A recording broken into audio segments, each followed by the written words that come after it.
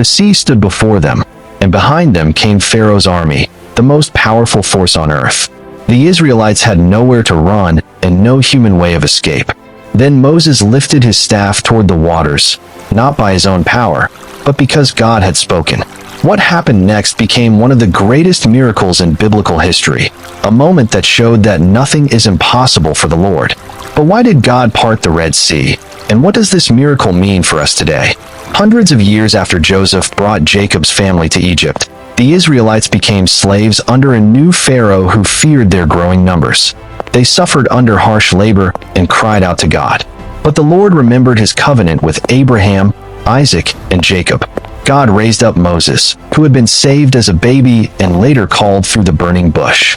The Lord told Moses, "I have surely seen the affliction of my people, and I have come down to deliver them." Moses and his brother Aaron went before Pharaoh with God's command, "Let my people go." But Pharaoh refused. God sent 10 plagues upon Egypt, and after the final plague, Pharaoh finally allowed Israel to leave. That night, Israel celebrated the first Passover, marking their freedom and pointing forward to Jesus Christ, the true Passover lamb. But their journey was only beginning. God guided Israel through the wilderness with a pillar of cloud by day and a pillar of fire by night. Instead of taking the shortest path, God led them toward the Red Sea because he had a greater purpose. Pharaoh soon changed his mind and sent his army after them. When the Israelites saw the Egyptian chariots approaching, fear filled their hearts. Pursue them! They cried out to Moses, "Was it because there were no graves in Egypt that you have taken us away to die in the wilderness?" But Moses answered, "Fear not, stand firm, and see the salvation of the Lord. The Lord will fight for you." Do not be of stand Then firm God and see commanded the Moses, deliverance the Lord "Tell will the bring." people of Israel to go forward." The pillar of cloud moved Forward, behind move Israel, on! protecting them from Egypt. Then God told Moses, "Lift up your staff, stretch out your hand over the sea, and divide it." Moses obeyed. As Moses stretched out his hand, the Lord sent a mighty wind that pushed back the waters. The sea divided. A dry path appeared where there had been no way. Walls of water rose on both sides as the Israelites walked safely through the middle of the sea. Families crossed. Children crossed. The entire nation moved forward by the power of God. Pharaoh's army chased after them into the divided sea. Then God fought for Israel. The Egyptians cried, "The Lord is fighting for them." But it was too late. Moses stretched out his hand once more. The waters rushed back, covering Pharaoh's army.